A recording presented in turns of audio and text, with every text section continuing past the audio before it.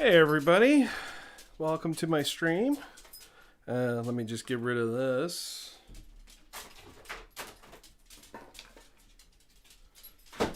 It's screwing around. Anyways, these were all here. Let me know if the sound is too loud.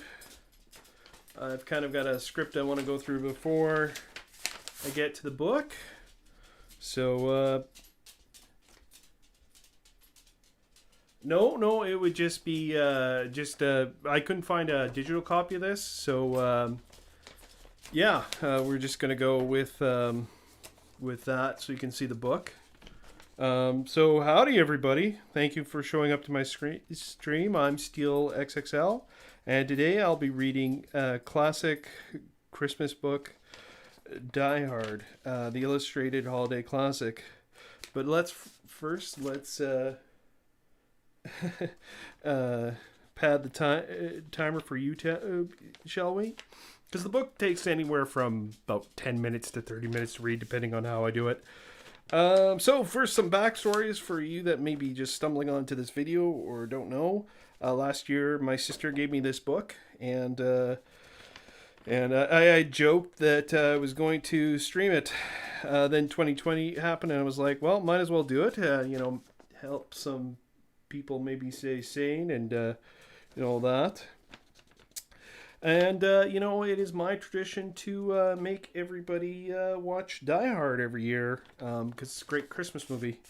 I'm sure my sister can attest to that. Oh, hi, M-Pegs, how you doing? So the stuff is my moderator for today. So if you're going to be saying stuff, he'll be taking care of that. Anyways, 2020, what a year, eh? Unfortunately, I was one of those unfortunate souls who had to work during shutdown. And, I went through 3 different types of masks. Even had to wear a clean suit once. But it kept my mortgage fed and my dog's belly paid. That was all good. There were some few bad things that happened to us over the year.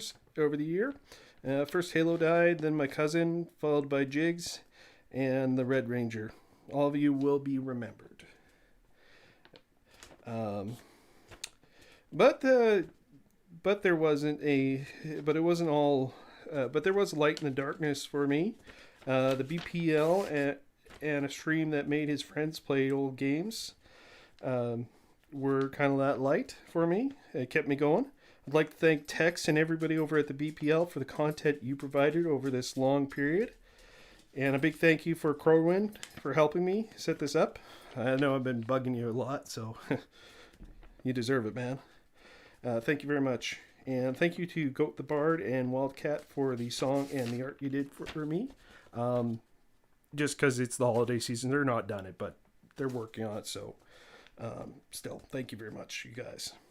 I guess that's it for my script. And what I'm going to do is I'm going to just read the book first. And then we'll get into opening some gifts. Yes, that is supposed to be Bruce Willis. Anyways, without further rambling, let's get to the book.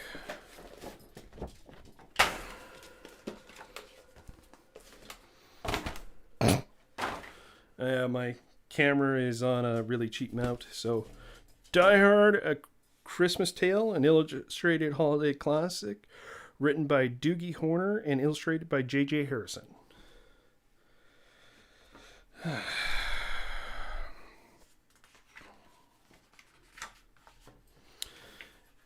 Die Hard Christmas. Shall we begin? 'Twas the night before Christmas, and up in the tower, everybody was partying except for one wallflower. John McClane missed his wife. Things weren't the same since Holly had moved west and changed her last name. He tried to win her back, but still she said no, while unbeknownst to them, there was trouble below.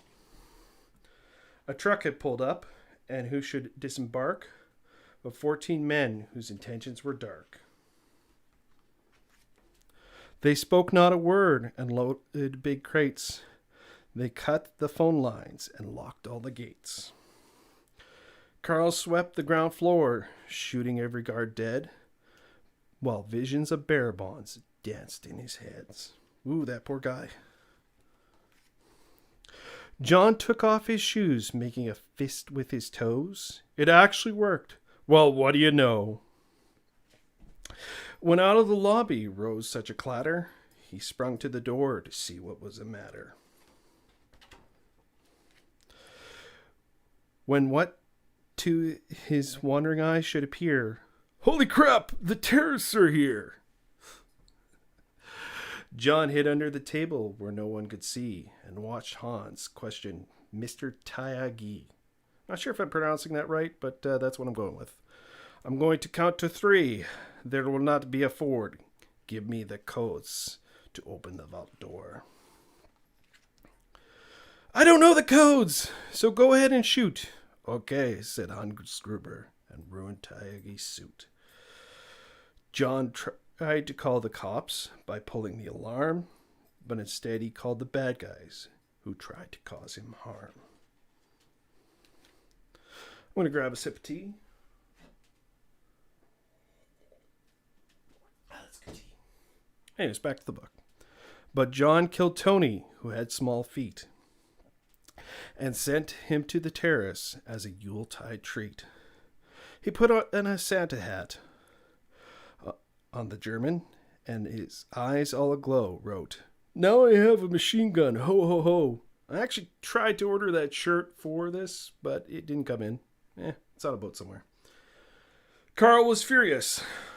Tony was his brother. He chased John across the roof, and they shot at each other. John was able to escape through the ventilation shaft.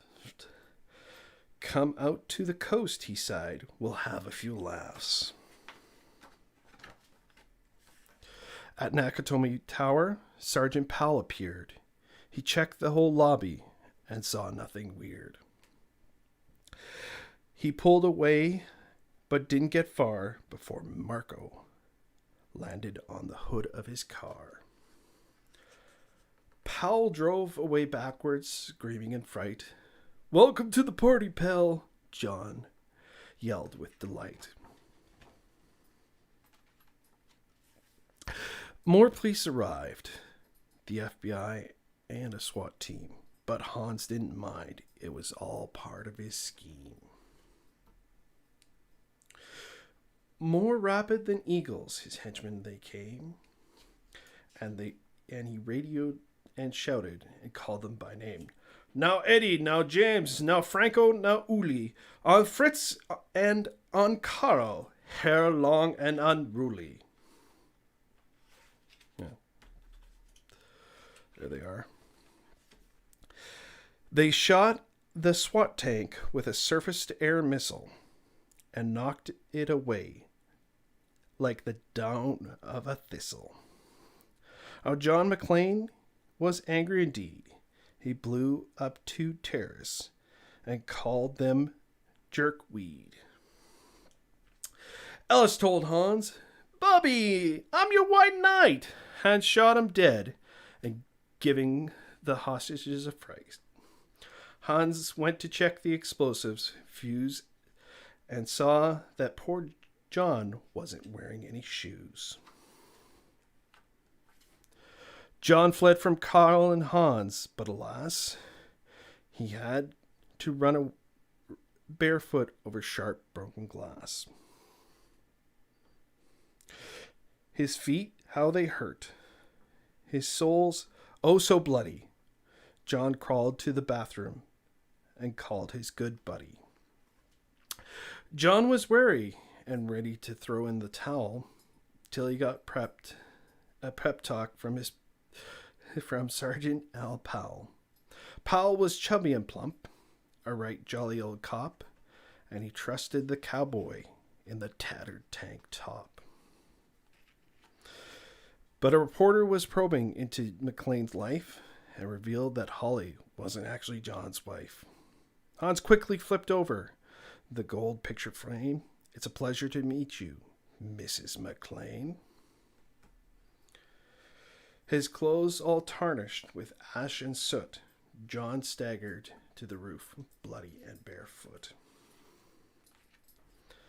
The explosives were wired to the rooftop with care in hopes that the hostages soon would be there. Yeah, it would be a cool shirt. I'll probably have it for next year. John warned everybody on the roof. Sorry, I'll start that over again. John warned everyone on the roof would soon blow, and the choppers strafed him with high-powered ammo. Around his waist, he tied a fire hose tight, and screaming an oath, jumped into the good night. He dangled in the air, gritted his teeth, while flames encircled the tower like a wreath. Fiercely fighting his way back inside, John yelled out, "Hans!" He was done trying to hide. He limped to the vault like an old man on crutches, to find Holly in his filthy clutches. I'm going to grab another drink of tea there. Good. Back to her. John dropped his gun, put his hands on his head, and it seemed he and Holly would soon be dead.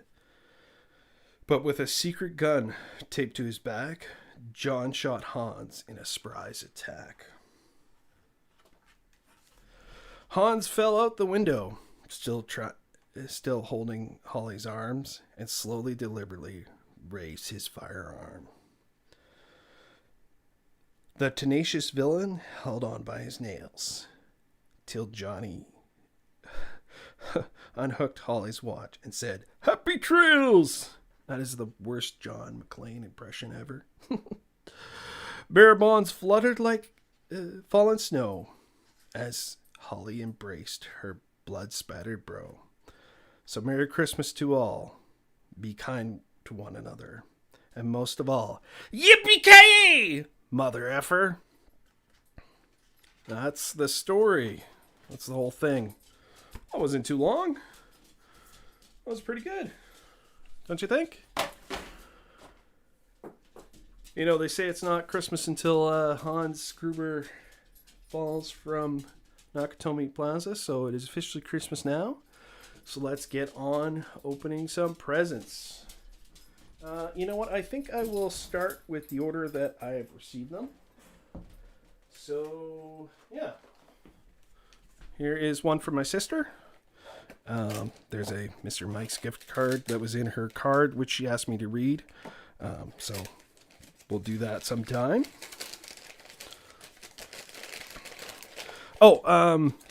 So I asked her if this was edible and I could put it by my fireplace. She said maybe. So I'm thinking it's decorative soaps. Ooh, Star Wars. Ooh, Baby Yoda. Nice. Oh, cookies. Nice. Very nice. Oh, and you can decorate them yourself. That'll be fun. I could have done that on stream too. Like, you guys want to see that? Alright, next gift. Also from my sister. She sent this one by mail. And I got a knife somewhere around here.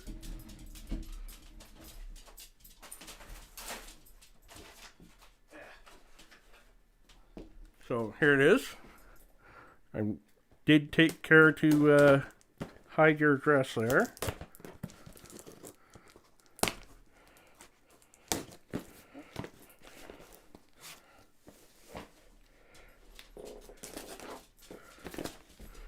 This one must be food too. Rexy's looking at it like he wants to eat it.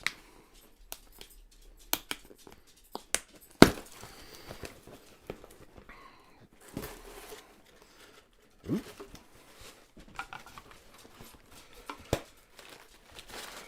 Just making sure there's nothing.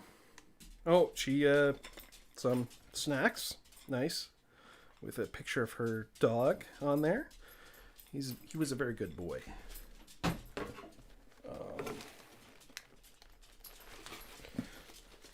Is there anything else in here? Oh, there is some actual cheesies. Very nice. A couple of candy canes. Those will come in handy. Can't have candy canes. Can't have Christmas without candy canes. Alrighty, what else? I believe Nanny's next. So she gave me this.